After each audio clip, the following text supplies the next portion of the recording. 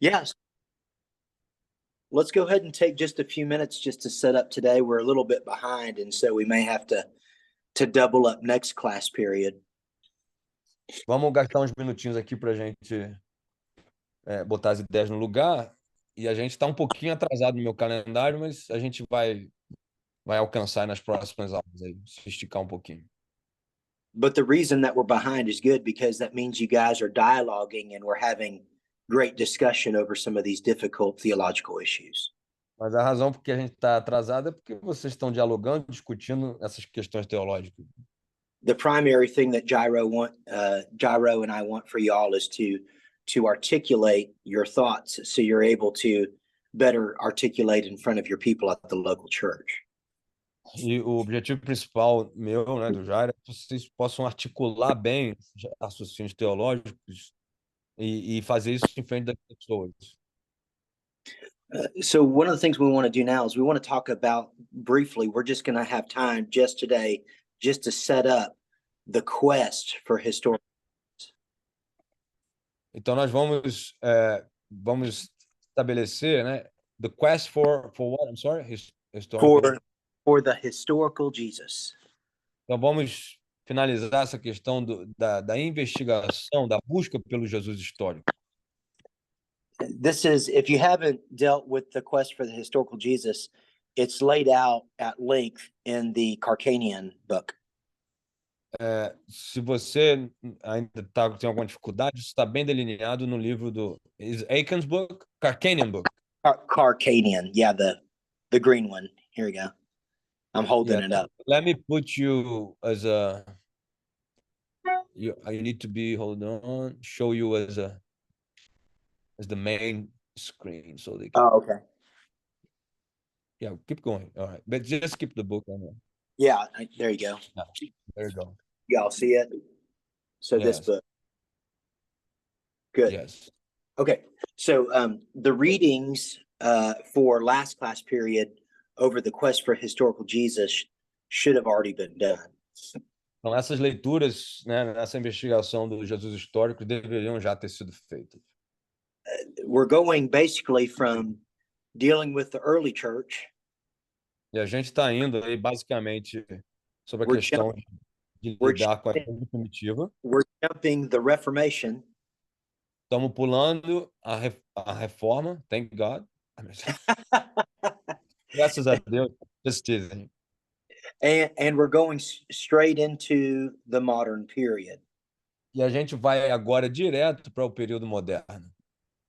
So the question that y'all had in your writing was, what is the quest for the historical Jesus? Então a pergunta que vocês tinham que responder no trabalhinho de vocês é what is the historical Jesus? Right? O que é o Jesus histórico? Yeah, what is the quest for the historical Jesus? Qual é a busca pelo Jesus histórico? When we say quest for historical Jesus, it's referring to an actual ongoing dialogue about Christology. E quando a gente fala da busca, da odisseia, da jornada, é na verdade um diálogo existente acadêmico, like in academic circles, right? Sobre o Jesus histórico. Yes, sir. Academia. Na academia da erudição. And it is an important discussion because the universities and the seminaries affect our pastors who affect our local churches. Isso é importante porque os seminários, a discussão nos seminários afeta os nossos pastores e afeta as nossas igrejas também. So, in a nutshell, the quest for the historical Jesus. Então, se a gente sumarizar num conteúdo, a odisseia, ou a busca pelo Jesus histórico, it's a desire by 18th century theologians and following. Ela é desenhada pelos teólogos do século XVIII, como desenhada pelos teólogos do século XVIII seguidos, né? To try to remove any miracles or supernaturalism associated with Jesus Christ. Então, desde essa época, houve uma tentativa de desassociar o Jesus histórico de qualquer milagre feito por ele, o Sinai. So the desire is basically to take any notion that Jesus is God out of the picture Então, o desejo aqui, a busca é de tirar Jesus fora do desejo de Jesus como Deus. Did you say also sayings, miracles and sayings, just miracles? miracles and supernaturalism. Ok. Então é tirar todos os milagres ou qualquer coisa sobrenatural de Jesus. So their desire is to remove that and look at strictly the man Jesus and his impact on his community and world. Então, esse grupo, depois do século XVIII, o desejo é separar tudo o que é sobrenatural de Jesus e só se concentrar no Jesus natural. So as I said, this movement, the quest for the historical Jesus, began in the 1800s. Então, como eu disse, essa busca pelo Jesus histórico no mundo natural começou nos 1800. And it began with thinkers like Immanuel Kant, E começou, por exemplo, com pensadores como Immanuel Kant, yes, Immanuel Kant, and also people like Friedrich Schleiermacher, ou pessoas como Friedrich Schleiermacher, who is Schleiermacher, who is called the father of modern theology. que é chamado o pai da teologia moderna.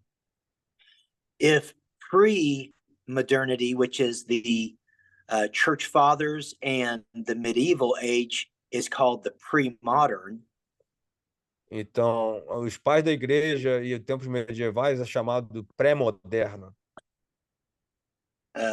that pre-modern period is marked by a commitment and openness to supernaturalism. Essa época pré-moderna, ela estava comprometida com o supernatural, sobrenatural. The vast majority of the modern theologians did Mas, not have a commitment to supernaturalism. por outro lado, a grande maioria dos teólogos modernos não estavam comprometidos com o supernaturalismo. So one of the things that these quest for historical Jesus thinkers were trying to do Então, uma das coisas que esses teólogos, na busca, na odisseia pelo Jesus histórico, they wanted to remove the statements and the doctrine regarding Jesus as God. eles queriam retirar as declarações que falavam de Jesus como Deus. They wanted to stress the socio-economic and ethical concerns that Jesus impacted in his day in the world. Eles queriam enfatizar os aspectos socioeconômicos e culturais que Jesus tinha na sua época. So this led to the thinking of not the Christ of faith, but the Jesus of history. Então, isso levou ao pensamento não do Jesus da fé, mas o Jesus da história. They wanted to downplay faith in Christ as God and prop up trust in Christ as an example in terms of ethics and morality. Então, os teólogos queriam minimizar, diminuir o papel de Jesus como a figura da fé e da confiança, mas confiar mais na questão ética e os valores de Jesus na influência. Can you repeat that or explain a little bit more the difference, because there were a lot of Yes, they wanted the theologians of the quest for the historical Jesus. They wanted to focus more on socio-ethical impact of Jesus. Então esses teólogos queriam enfatizar mais nos impactos, buscar mais os impactos socioéticos and not da, and not to focus on worshiping him as God. e não tanto na adoração dele como Deus. To these theologians, Jesus is not a savior, Para esses teólogos, Jesus não é um salvador, but he is a great moral example. mas ele é um grande exemplo moral. So some of the theologians, if you want to do some more reading in this, Alguns desses teólogos, se vocês quiserem ler mais um pouquinho sobre eles, Immanuel Kant, o Immanuel Kant, can ask somebody to write that down. Alguém pode Yeah. escrever aí, ô Luiz? Immanuel Kant. We have a German here, so Luiz will write them down. good. Immanuel Kant, and I'll try to type them in here too. Ok, ele vai digitar. Immanuel Kant. Friedrich Schleiermacher, Friedrich Schleiermacher. We say maker sometimes, but Schleiermacher, right? yeah, I misspelled his name, but y'all get the gist. Ele talvez esteja soletrando errado, mas vocês vão pegar aqui o grosso. Luiz, pode ajudar aí. Theologians like Ritschl, Outros teólogos como Ritschl, Adolf von Harnack, o Adolf von Harnack, Strauss, Strauss. and there are many, many others, but the most important is Albert Schweitzer. E outro como Albert Schweitzer. What about Schweitzer. Bob? He's not included here. So again, these theologians, Esses teólogos, we would call them liberal theologians. a gente chamaria eles liberais. They don't see Jesus as God. Eles não veem Jesus como Deus. They don't see miracles. Eles não veem os milagres. They don't see anything that in their minds worth considering that's outside of quote unquote science. E eles não veem nada na mente deles que estava fora, né, entre aspas, da ciência. Vamos abrir a câmera aí, gente. Only empirical data that they deem important is necessary. Only data that was recorded. You said that recorded in history? Only the empirical data that they see as important is necessary in their system. Só os dados empíricos que eles veem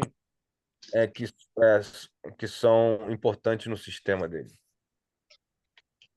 This led to the thinking of people like Rudolf Bultmann.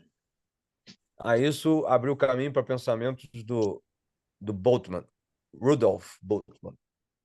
Bultmann wanted to demythologize the Gospels and Jesus. O Bultmann, ele quis desmitolizar, né? Mito. Não sei se is mystify or mythology. I'm putting it in the chat. É desmitolizar, né? Tirar o mito, desmistificar, talvez, não sei. Desmitificar. É mistificar. In English, have two words like desmystify and desmythologize. Right. Yeah, it's putting together, it's just putting the prefix on mythologize. So É mitolizar, é tornar mito, né? Mito, não é místico, não, é mito. Desmitolizar os evangelhos. this would eventually lead to thinkers that make up the Jesus Seminar. E isso levou a coisas que a gente conhece como o Jesus Seminar, o Seminário de Jesus. The Jesus Seminar is made up of theologians O Jesus Seminar, o Seminário de Jesus, é feito de teólogos who basically vote on all things Jesus. que basicamente votam nas coisas que são tudo Jesus, né? They immediately throw out any supernatural Eles jogam fora imediatamente qualquer coisa sobrenatural and they try to focus on the way that Jesus treated people. e eles tentam focar na maneira em que Jesus tratava as pessoas. They tried to, again, promote Jesus as a perfect moral example, E eles querem retratar Jesus como um exemplo moral perfeito. and even saying perfect is probably too much. They wouldn't say Jesus is a perfect human being, just that he is what we should be as other human beings. E talvez perfeito seja dizer muito, porque eles não viam Jesus como um ser humano perfeito, mas como aquilo que nós, como seres humanos, deveríamos ser. This led to thinkers like Karl Barth. E isso levou a pensadores como Karl Barth. And I'm putting it in the chat, orthodoxy, who wanted to recover orthodoxy. Que ele queria recuperar a ortodoxia. We're talking now approximately the middle of the 20th century. Nós estamos falando agora na metade do século XX.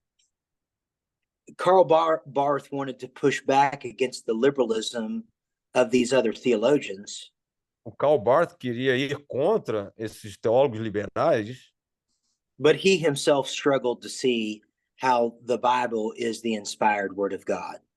mas é engraçado que ele mesmo tinha dificuldades para entender a Bíblia como a palavra de Deus. In fact, he only saw the Bible as useful when people encountered scripture and it, quote unquote, became the word of God to them. E ele só via o valor das escrituras quando as pessoas na Bíblia encontravam, né, Jesus, e aí ela passava, entre aspas, a ser a palavra de Deus para essas pessoas. So, can you give a little bit more on that? So it was like, Yeah. So basically, he doesn't believe that the word of God is without error. então, basicamente, o Barth não acreditava que a Bíblia era sem erro. But he does believe that God meets with us in and through his word as we encounter it. Mas ele acredita que Deus se encontra com a gente na sua palavra quando a gente encontra ele na palavra, na Bíblia. It's tough to understand, but Yeah, I think they got it. they got it. Okay, good. So that gives us a real brief intro into a quest for the historical Jesus. E isso nos dá uma introdução breve aqui sobre a busca, a odisseia sobre o Jesus histórico. Next time, I want to start off by looking at I want to hear some of your answers regarding the quest for the historical Jesus. E na próxima vez eu quero ouvir as vossas respostas sobre a busca do Jesus histórico. We'll also talk about the atonement, which we were going to talk about today. E nós vamos falar também sobre o sacrifício, né? A expiação, na verdade, que a And gente vai. we'll do our best to stay on task and talk about the material from the reading for next Tuesday.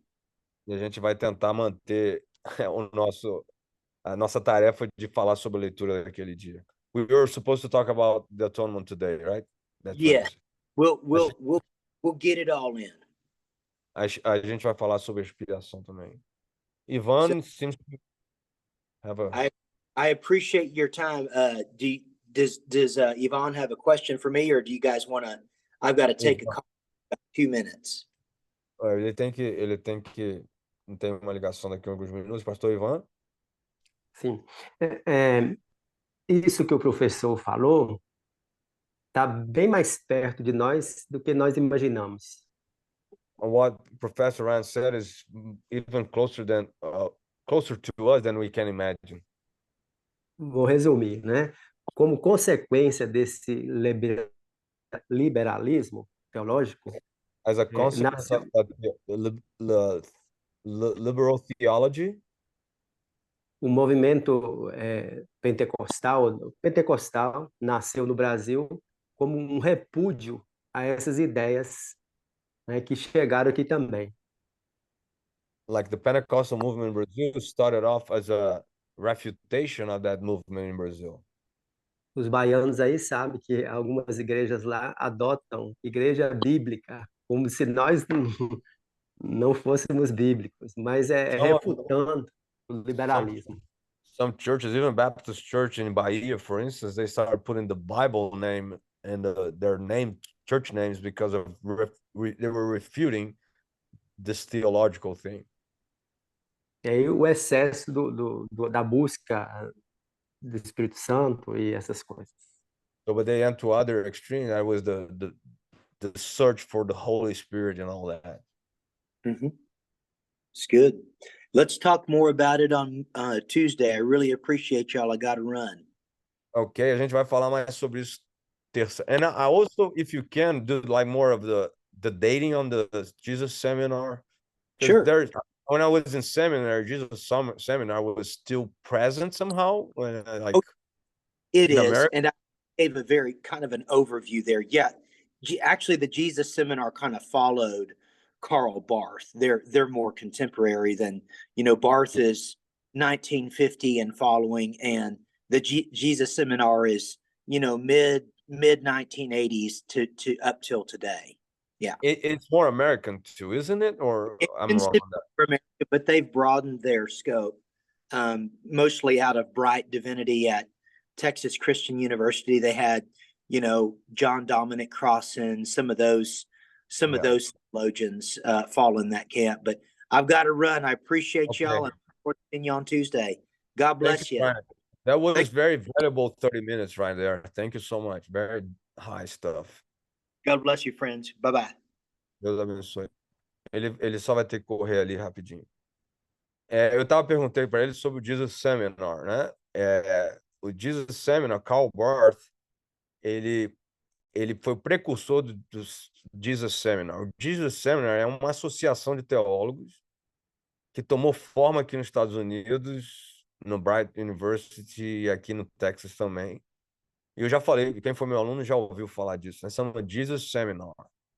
A palavra seminar em inglês é diferente de seminário. Ela tem mais a ver com o formato de aula de PhD, por exemplo. É uma aula acadêmica, né? Então, um seminário, como a gente fala, a gente vai ter um seminário na faculdade, entendeu? Não um seminário no sentido teológico, mas é uma discussão acadêmica em cima de Jesus.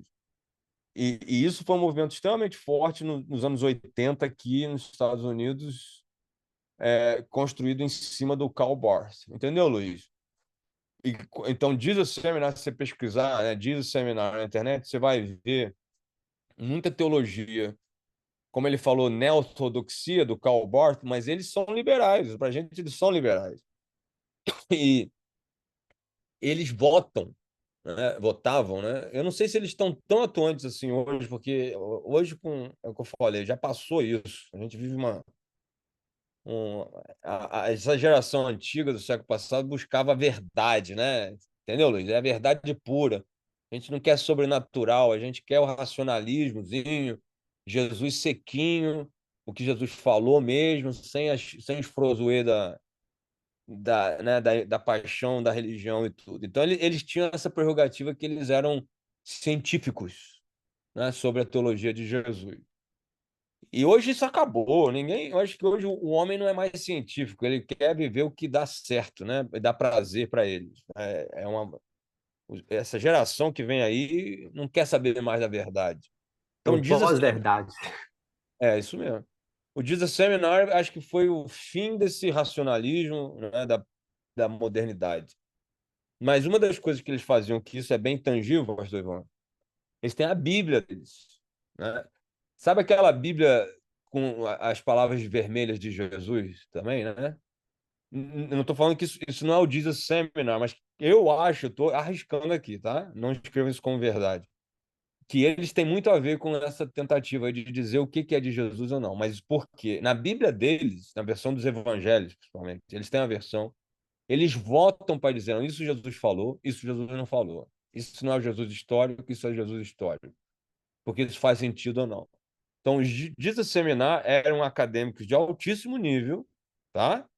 Teólogos e Novo Testamento, que começaram a dizer aquilo que era ou não verdadeiro nos evangelhos, as palavras de Jesus nos evangelhos. E essa era a tarefa deles. Então, diz o seminário, era uma assembleia igual da maçonaria, ou do Rotary, ou sei lá o quê, que eles falam, isso aí era votação, né? Prática em dizer isso aí é ou não. Por isso que chama, é uma coletividade de teólogos. E isso impactou eu quando estava no seminário. Isso é um pouquinho anterior a mim, né? Porque eu fui para o seminário no ano 2000, mas eu ainda vivi muito isso, né? Assim, hoje eu acho que não está tão premente. Quem for meu aluno ouviu falar. No Brasil não é muito conhecido. Não sei se o Marcos aí ouviu falar, né? Mas o Paulo Orlando eu sei que já, Valdir, Ricardo, né? Não ouvi falar, não. Não tinha ouvido falar. Já tinha ouvido? Não, não, não, não.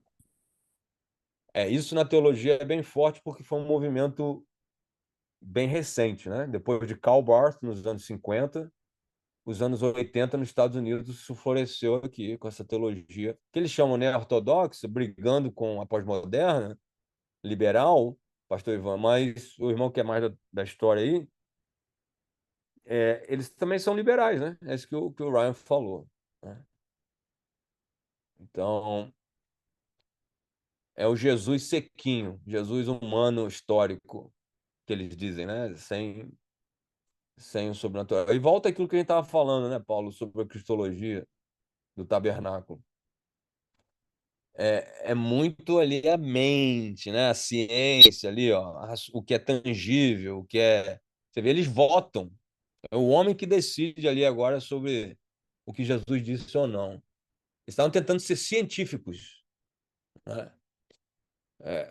Eu acho que a gente não volta mais, até porque os seminários estão meio. O próprio seminário que eu formei, ele não é o que ele era, né? Quem formou no do Sul, o Leonardo outro dia falou, os seminários estão em decadência, né? O nosso não está não, mas quem somos nós, né? Mas você vai no seminário do Sul da Tijuca, não sei, no seminário do Norte, né? O pessoal do Nordeste, mas aqui o próprio Southwestern, ele tá com o college, né? Que é faculdade crescendo, que o pessoal quer fazer um curso superior, mas a parte mais elevada de mestrado e PhD já não é aquilo que era, porque a teologia como um todo, ela já, né, com a internet, com a globalização, ela está. Né? Mas eu acho, pastor Ivan, que historicamente nós já mudamos de fases. Eu fui para o seminário no finalzinho disso. O seminário aqui ainda tem, mas naquela época tinha um monte de periódicos, de revistas acadêmicas, de teologia e tudo. E eu tinha que pesquisar nisso aí. Você ia numa sessão lá, pegava a referência do artigo, ia no artigo, fazia xerox dele, e você citava os artigos de revistas teológicas, né, periódicas, e livros, claro, também, mas a pesquisa era dentro de uma biblioteca. A biblioteca do seminário aqui, ela é um quarteirão inteiro de 3 andares, né? E muito material para você fazer pesquisa. Então, isso foi o resultado da teologia, da ciência, do racionalismo, da modernidade, né? De você discutir arqueologia, dados de crítica literária, teológicos, e tentar fazer. A teologia, ela era mais estudada e mais científica do que a própria ciência nessa época, entendeu? Extremamente. Eu falei isso pro meu cunhado que era pegado em patologia e defendia. Eu falei, cara, teologia é muito mais rigorosa cientificamente hoje do que a própria ciência. O que tem de material produzido e tudo, naquela época ali, no início, no final do século XX, que eu acho que hoje não tem mais, sabe, pastor Ivan? Acho que hoje, é, é, assim, já a gente consegue ver um declínio, sabe? Não sei se há uma volta, se é só uma crise, mas nós estamos noutra fase, entendeu? Porque a teologia que faz sucesso, as igrejas que crescem, é o Jesus que dá certo para minha vida aqui. Então, não são só os pentecostais que eu acho que talvez tenha até sentido com isso que o Ryan falou, né? O Jesus como exemplo, o Jesus que eu encontro na Bíblia e tal, E acho que proporcionou o caminho para essa geração nova aí, né? Porque teologia de coaching, que vocês falam no Brasil, chamam de coaching, evangelho da prosperidade. E às vezes nós, quando a gente prega também como batista, você aceita Jesus e a sua vida ela muda e você vai viver uma vida assim e tal, às vezes a gente meio que fica trabalhando nisso em aspectos mais imediatos do que nos aspectos mais eternos do reino, né? De Deus, que aponta para uma realidade, uma era que ainda vai se estabelecer completamente, porque pode ser que a sua vida piore com o evangelho, pode ser que você morra por causa de Jesus, pode ser que você, né, seja perseguido, que é isso que Jesus promete. Mas a teologia que dá certo, né? Vem para minha igreja que você vai ficar, né? Que você vai melhorar seu casamento, a sua família, seus relacionamentos, seu emprego, seus filhos. Eu ouço isso direto aqui, sabe? O vem para a Universal que você dá bem, hoje é o que eu ouço nessas igrejas moderninhas aí, que não tem nada de pentecostal, inclusive. Mas o evangelho, os pastores pregam. Desde que você juntou, vamos dar um nome aqui, tem uma igreja que chama aqui Milestone. Desde que você vier para Milestone, na Milestone, você vai ter, né? Eu era assim quando cheguei na Milestone e agora eu tenho isso. É assim que o pessoal está pregando aqui, né? E colega meu de seminário que saiu da denominação batista, tem uma igreja que parece batista, mas não tem denominação, e os caras pregam assim: vem para Milestone, que você vai estar bem, vem para Compass, que você vai se dar bem. Tem 6 esses nomes aí agora. E Como se aqui, fosse, então. Oi? como se fosse um produto, né? Um produto. Exatamente. Como se fosse um produto. Esse é o evangelho, Marcos, que eu mais vejo. Eu chamo essas igrejas de igrejas comerciais. E o que é mais sinistro, porque eu falo isso porque aqui em casa, meus filhos são músicos, né? E por eles serem bons, até eu mesmo sou chamado para tocar em igrejas que são assim nível, né, alto e profissionais, porque elas investem demais em adoração e profissionalismo, entendeu? Então a adoração, a banda, tudo naquele alto nível, com vídeo, telão gigantesco, sabe? Essas igrejas. E a gente que é músico e quer fazer a coisa bem feita, a gente até é atraído momentaneamente por essas coisas. Entendeu, Marco? Você, pô, quero tocar num lugar que nego faz bem feito, né? Que é tudo bem feito e tal. Mas a verdade, eu falei isso pro Paulo Orlando, isso para mim já virou um segundo templo, cara. Um outro. A tecnologia é um novo templo hoje da religião, sabe? De você só pode acontecer se tiver tudo perfeito, lindo e tal. E esse aspecto do templo vai junto com a religião do que dá certo para mim, e as pessoas consomem o produto que você está falando aí. É extremamente idólatra comercial nesse sentido. E para mim já é a religião do fim, entendeu? Já é a religião do fim. E está muito perto da gente, né? Tô falando, meus filhos são chamados para tocar nesses lugares e a gente tem que. É um negócio complicado. E a teologia deles, se vocês vão ver no site deles, eles são batistas. Entendeu? A declaração doutrinária deles é: você bota 10 para eles. Você bota nota 10 no papel. Mas na prática, essa teologia do dar certo. O comercial. É igual universal, igualzinho. Entendeu? Não precisa. E não tem essa veia pentecostal. Não tem mais essa veia pentecostal. Porque a maioria dos americanos, eles são extremamente organizados, eles querem ter a vida sob controle. As finanças, os relacionamentos. O americano é muito assim, compartimentalizado. Então, eles aprendem a ser assim. Então, a igreja ela tem que ajudar o cara no casamento, na educação dos filhos, no trabalho, entendeu? Nas crises que o cara tem na vida. Então, a igreja ela serve a um papel extremamente funcional para o indivíduo na sociedade, entendeu? E falando assim, parece ótimo, né? Não seria nada de errado você ser um melhor cidadão, um melhor pai, um melhor empregado, um melhor marido. É legal, né? Isso é positivo.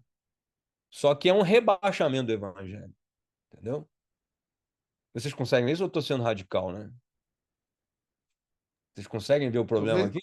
Talvez seja secundário dentro do escopo, né, que a gente discute sobre o evangelho. Secundário, que eu penso que faz parte também do cuidado até mesmo daqueles que são salvos, né? E à medida que eles são salvos, eles têm uma reconciliação com Deus, eles não aprendem tudo de uma vez. Então, eu acho que faz parte de preparar eles até para os embates do que é o verdadeiro evangelho, de sair para fora. E é uma coisa meio secundária, né? Não é primária. Você está falando dessa teologia do dar certo, né? Não do dar certo. Não é do dar certo. É o que você citou aí por último, que é você ser uma melhor pessoa, um melhor marido, um melhor filho. Ser melhor também está correlacionado com aquilo que a Bíblia nos traz como princípio. É. Mas eu penso que não é o primário do evangelho, né? O problema também, Paulo, é que as ferramentas que eles usam para isso não é o evangelho confrontacional de você e Cristo na cruz, você necessitado por Cristo, que ali é o tabernáculo, é o sangue, o animal morto, a purificação. Não é aquele, são receitinhas. Então você vai ser o melhor pai se você aprende a se comunicar melhor, aprende a controlar os seus sentimentos, aprende. Aí tem 7 maneiras de você ser um melhor pai, entendeu? 10 maneiras de você ser um melhor marido. Eu ouvi de um pastor desse aí, e ele não é pentecostal, ele falou: esperança é ótimo, mas não é tudo. Olha só um exemplo. E a gente estava na igreja, que é uma igreja aqui perto, ele falou assim: você precisa mudar os seus hábitos. E até aí, você vai ouvindo, você vai engolindo isso, vai, tá bom. Aí ele começa a vir com as listinhas. As Aí, regrinhas. as regrinhas, as listinhas, que é um judaísmozinho extremamente pragmático, é um legalismozinho para dar certo, receitinha de bolo para dar certo. Aí eu fiquei pensando, meu Deus, aquilo me incomodou. A esperança não é tudo. Eu falei, pai, mas no Novo Testamento, nós temos a esperança. A esperança é tudo, porque a gente espera a ressurreição, a gente espera, né, a vida eterna em Cristo. Esperança, teologicamente, é tudo para nós. Tudo. Aí eu falei, tá errado isso aí. Eu falei, esse pastor tá precisando. Aí, olha o Jairo aqui. Tá precisando fazer uma visita a um membro que tá morrendo de câncer no hospital. Porque o que que ele vai dizer pro cara? Não, esperança não é tudo, você precisa mudar os seus hábitos. Não funciona. Você testa isso num cara que está morrendo, né? Ou alguém que está sofrendo, perdeu o emprego, alguma coisa assim mais, né? De câncer, uma guerra, uma fome no mundo. E esperança é tudo. Nós, como pastores, às vezes, muitas vezes, a única coisa que você tem para dar para a pessoa é a esperança em Cristo. É ou não é? Então, tá vendo? Eu acho que isso é um bom exemplo como é que esse evangelho está desassociado do cristianismo verdadeiro, entendeu? E a princípio todo mundo engole. Eu discuti isso aqui em casa e olha que não, né? Não foi as pessoas não veem isso prontamente. É porque eu sou um cara crítico, entendeu?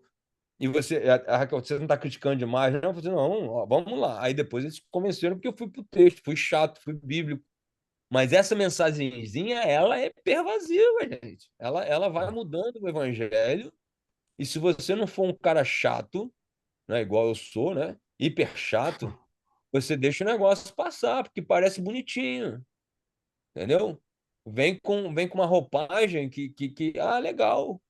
Eu tô precisando mudar os Aí, meus hábitos mesmo. hein, Jairo? Pastor Jairo. Eu fui numa formatura das meninas o ano passado e tinha um rapaz lá que pregou, né? E foi uma mensagem de autoajuda bem ruim, daqueles livros bem ruins. E ele falou o nome de Jesus, sabe quando? Quando ele Hum, falou, na última frase dele, ele falou: Vamos orar, gente, em nome de Jesus. Já é tinha isso mesmo. terminado, já tinha terminado a mensagem. Ele não falou nada de Jesus, nada, Esse é o nada de ponto. Cristo, É o nada. ponto. O cara não Falou de precisa. Deus, aí é aquela nossa discussão. Falou de Deus, Deus, Deus, poderoso, Deus, mas não falou nada de Jesus. O Esse é o problema que eu ponto. fiquei impressionado, sabe o que é? Não foi eu ter falado, foi o povo que estava ao meu redor, assim, sabe? ficar assim, "Pô, que mensagem." Hum. Eu falei assim, meu Deus do céu. É Pastor já. terrível. É. Mas é interessante. Eu às vezes vou muito a velório, essas coisas, e algumas pessoas que são da igreja ou outras pessoas que não são da igreja. E eu observo, mesmo que eu discorde do catolicismo, mas talvez hoje eles estejam falando mais, em alguns momentos, da ressurreição, do corpo, dessa questão da morte, do que em muitas igrejas evangélicas. Eles, quando começa como diz, o ofício lá, né, a encomendação, assim, depois que eles acabam misturando Maria, mas essa questão de ressurreição, de esperança, que em muitas das nossas igrejas não escuta falar mais. Eu preocupo com isso. É, isso, vocês estão tocando os pontos chaves, assim, mas você vê como é que é insidioso, Paulo, esse seu exemplo aí, é o que eu dou também, pastor Ivan, mas não falar de Jesus. Por isso que eu tenho dito isso. João, por ser o apóstolo do amor, a gente tem que ler ele mais, menos na teologia, menos na razão, no raciocínio, e perceber mais o sentimento. Porque o João era um baita de um pregador, diz a lenda, né, pastor Ivan? E quando ele ficou velhinho, ele aparecia na igreja, ele ficava só falando essas frasezinhas, não, Jesus, como é que ele era lindo, como é que ele era, né? Como que eu amo Jesus e tal. Então ele tinha um sentimento por Cristo. E acho que os pregadores hoje, não adianta a gente querer combater isso com razão, porque o pessoal já está refutando isso, é a época do racionalismo, mas a gente tem que combater isso com espiritualidade, sentimento por Cristo. Porque os jovens hoje, eu tenho um culto aqui sexta-feira, eles querem ver pessoas que conhecem e amam Jesus. Porque esses coaches aí não conhecem e não amam Jesus. Essa é a diferença. Eu falo aqui, esse pregador aí, esse que falou da esperança, ele seria um ótimo técnico de um time de futebol americano, o quê? Cristão. Tá ótimo, ele está no lugar certo. Vamos lá. Ele é um coach. É isso mesmo. Ele é um técnico. Mas pastor, Palestrante. E né? as igrejas querem Pregador, não. pastores assim, né, Paulo? Um coach que fala bem, um animador de Mas auditório. hoje em dia, os que fazem mais fama, que tem mais fama, que reconhecimento no sentido do público evangélico, cristão, são esses aí. Por exemplo, nós temos aí na internet um pastor se diz batista e que prega para casal, né? Os próprios pastores são apaixonados com ele, chama ele para pregar, né? Mas o cara faz uma avacalhação da Bíblia para poder Você especificar um tema, que é pregar para casal.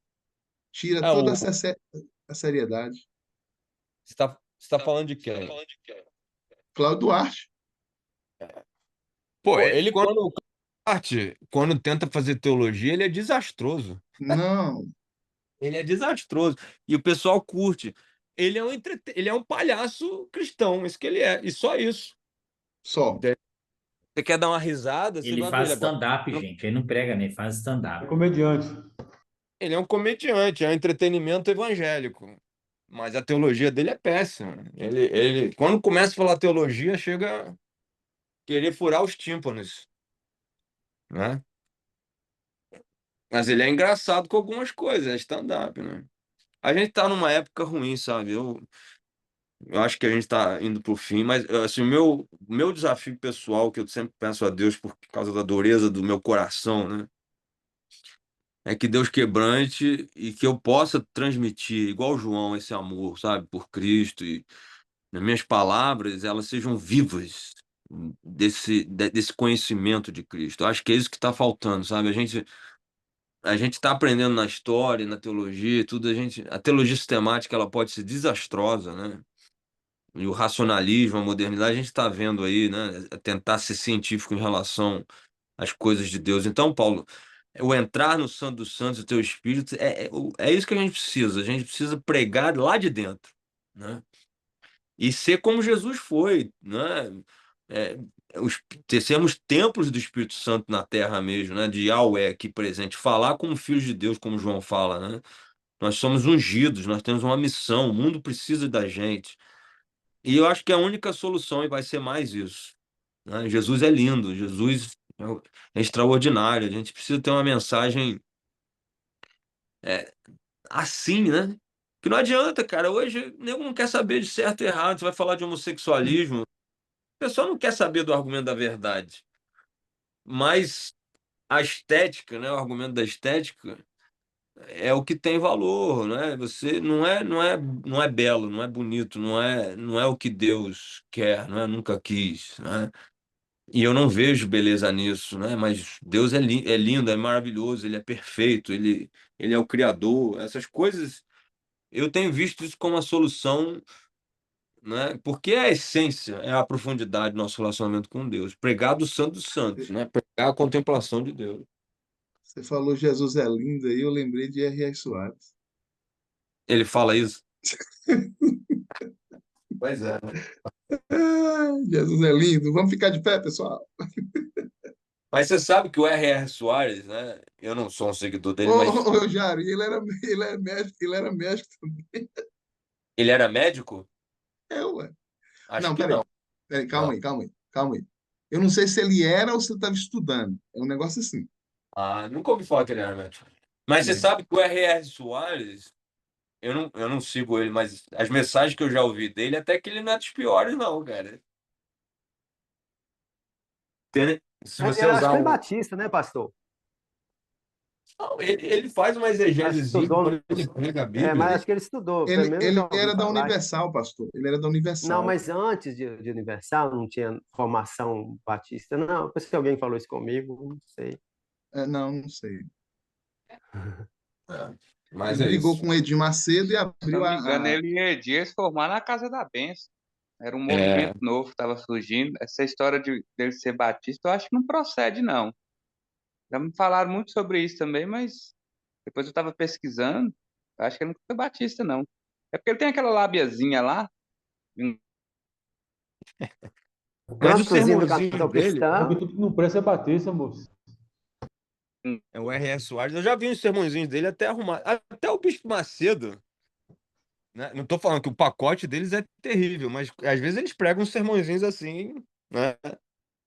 Que não é Acho que expositivo, tem uns pontinhos ali e tal, né? eu acho que o que mais camufla bem é o R.R. Soares. Mas você sabe de uma coisa que eu vou te falar? O- Essa teologia do coaching é pior do que Edir Macedo, é pior do que o R.R. Soares. O que eu tô É, querendo dizer? verdade. Para mim, o que você falou aí, só foi ouvir o nome de Jesus no final. Pelo menos o Edir Macedo, o R.R. Soares, o Valdomiro, eles estão falando em nome de Jesus e não sei o quê. Eu acho que é falso. Mas eles dão uma exaltação para Cristo ali, no sentido. Não sei, eu tô sendo bem raso com minha avaliação aqui. Mas tá entendendo isso? O coaching, você tira Jesus da jogada por completo, brother. Entendeu? Não é tem, pior. Hã? tem pessoas que vão para lá, escutam a maneira lá do evangelho lá, e alguns já vi várias pessoas integrando igrejas batistas, porque Exato. escutaram alguma coisa de lá. É. Não, eu acredito, pastor Ivan. É que eu tô tendo que me arrumar e sair aqui também, mas por isso que eu tirei a câmera. Eu acredito, por exemplo, na questão do dízimo, que é universal, e essas igrejas exploram o povo, se você dá e Deus vai te abençoar. Eu, sinceramente, eu acho que Deus acaba às vezes honrando, por causa do nome dele, a fé dessas pessoas, mesmo cega, mesmo assim, interesseira às vezes até, mas eu acho que quando a pessoa faz de coração em busca, acaba tendo um certo poder isso aí, porque Deus, ele meio segue o princípio, mesmo que a pessoa esteja, sabe, meio ignorante na questão, ou muito ignorante na questão, né? Não sei se vocês concordam, mas assim, a gente tem um aspecto aí que eu não sei bem o que fazer disso, né? Quando a pessoa ela aceita o desafio financeiro, essas coisas. Então, eu acho que o Edir Macedo, esses caras, eles exploram um aspecto que é de Deus, né? Eles comercializam também isso, mas de uma certa forma, o princípio está lá, né? Que a gente prega, se você dá para Deus, se você der para Deus o dízimo, Deus vai ser fiel e tudo, né? Então, Deus acaba meio que sendo fiel às pessoas por causa do nome dele, né? Entende o que eu tô falando? Assim, eles estão errados, eles estão corrompendo tudo, mas a pessoa que está exercendo a fé dela, muitas vezes na simplicidade do raciocínio e do que ela está buscando, Deus está respondendo ali. Estou exagerando, pastor Ivan?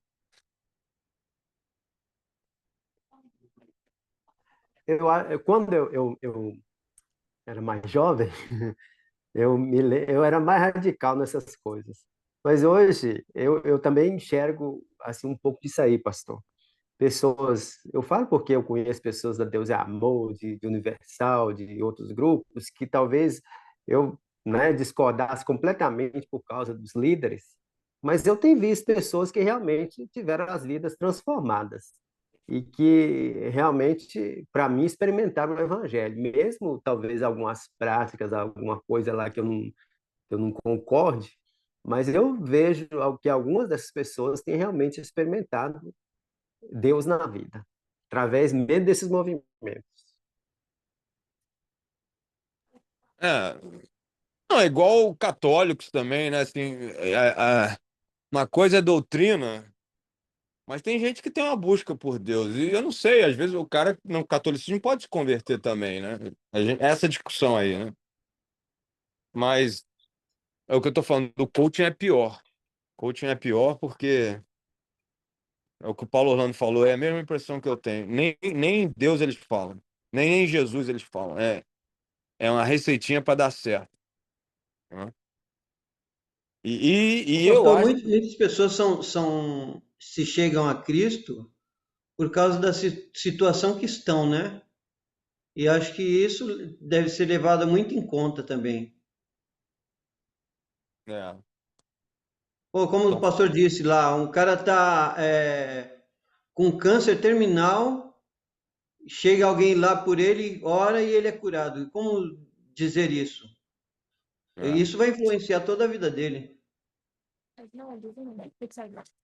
é. E a questão.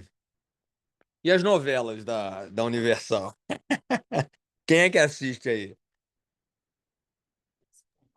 Você... Deixa eu contar uma então agora, pastor. Hum, Eu tenho um católico aqui que a gente começou um estudo na casa dele.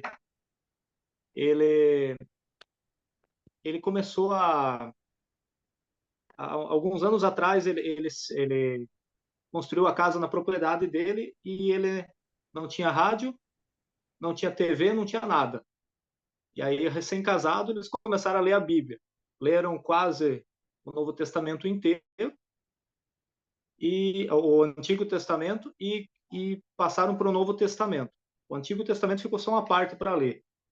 E a partir disso, despertou neles o interesse deles assistir as novelas da Record. E aí eles, com o tempo, eles foram adquirindo as coisas, compraram uma TV, começaram a assistir as novelas da Record. E o cara estava se convertendo, já há 4 anos ali. E aí um dia o irmão da PIB lá de Porto União, ele falou assim, olha, nós temos que ir lá na casa do meu cunhado porque ele está se convertendo. Eu preciso que você vá lá e a gente começa um PGM e vamos fazer estudo bíblico lá. Nós fomos lá, agora faz 1 ano, nós estamos fazendo estudo bíblico na casa dele. E faz um mês agora, não faz bem um mês, eu comecei o estudo para batismo com eles. E muita coisa ele aprendeu a partir das novelas da Record. você tá vendo? É melhor do que assistir novela da Globo, né? Com certeza, né? Na minha opinião, o que está faltando, pastor, quando eu me converti, as pessoas oravam muito mais. As pessoas tiravam tempo para orar. Hoje as pessoas não oram, hoje as pessoas não leem a Bíblia, é difícil. Se você marca culto de oração, esqueça, é você e tua esposa. E tirar tempo para ler a Bíblia, as pessoas não fazem também. Então, eu acho que o desafio nosso é esse, levar as pessoas para a Bíblia e para o joelho. E aí entra aquilo que o pastor falou, né? Tem que começar com a gente isso. A gente tem que, as pessoas têm que ver isso em nós. Aí vai acontecer, né? É. É, então, pastor, também assim, a respeito da discussão do assunto, sobre o poder, né, de Deus para salvar através do evangelho e tal. Isso me, assim, leva também em questão de Cornélio, né? Parece que Deus ele se agrada do que é justo e assim, da questão em si das pessoas, assim, de certa forma, buscá-lo. Só que assim, parece que Deus utiliza desses mecanismos, né? Até mesmo dessas pessoas que assim não pregam o evangelho em si, né? Fora o coach, que aí é fast food mesmo, tá mais aquela questão mesmo do agora, né? Porque assim, parece que Jesus foi contextualizado, né? Jesus é o Deus que trabalha a nossa espera, a nossa expectativa, gira até em torno da esperança. Mas aí vai a necessidade de Pedro ir lá e pregar o evangelho. Assim, parece que dá para a gente entender também que Deus usa dessas situações para preparar o coração da pessoa para ela, depois, de certa forma, ela receber ali o evangelho, ela ter a oportunidade de entender o que Jesus fez na cruz, né? Porque senão, dentro dessas evidências do que Deus faz na vida do indivíduo, assim, o peso sobre a vida dele vai ser muito maior, né? Porque, assim, Deus se manifestou ali. E, assim, ele tinha tudo para poder ter ido até o filho e tal. Deus se adiantou ali e levou as boas novas dele e tal. Mas essas pessoas se apegarem a alguma coisa, né? Então, eu olho por esse prisma, sabe? Eu vejo, assim, dentro desse sentido também, de Deus ali usar essas formas para aproximar as pessoas dele, né? Aí cabe a cada um também, de fato, ali entender o evangelho e crer que só por intermédio de Cristo que são salvos, né? E tal, e tal.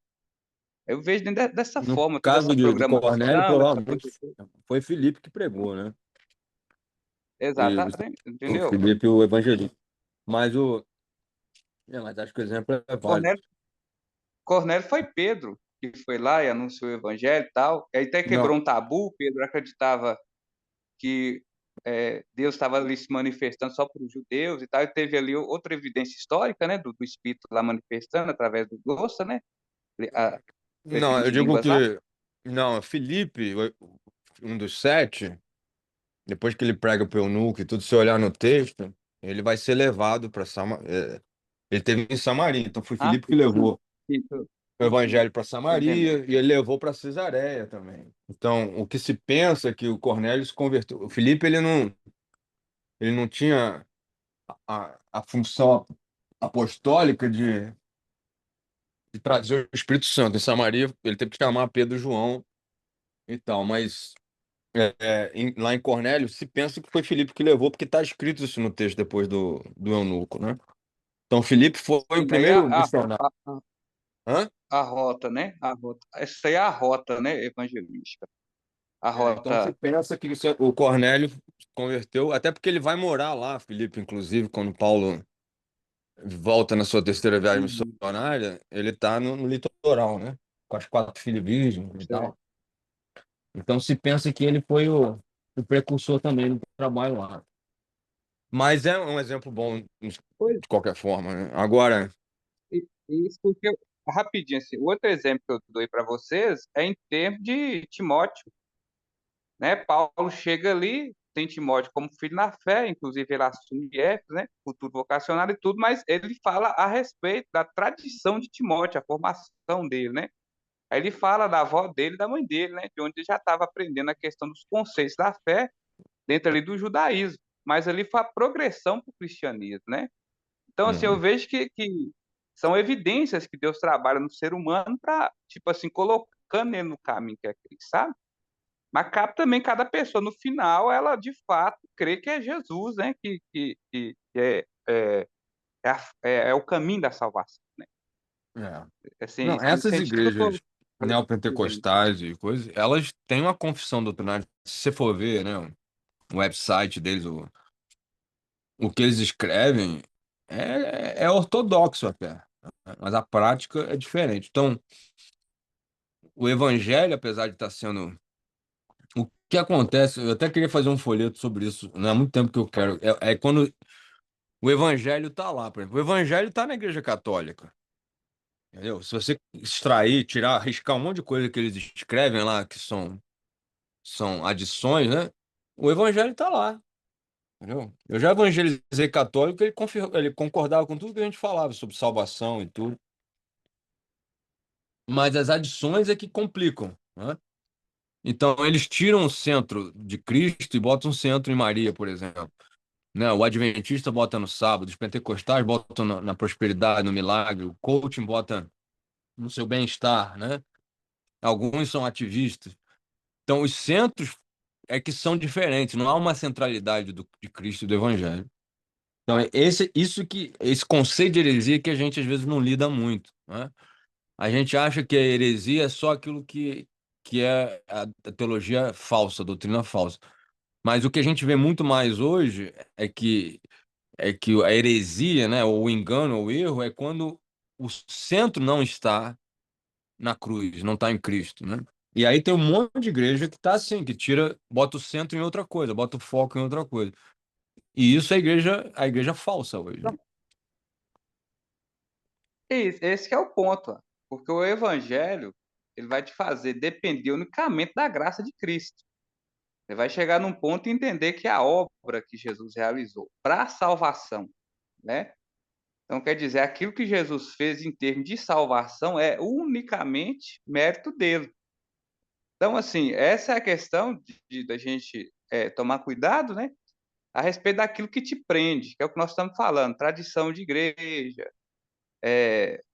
usos e costumes, né?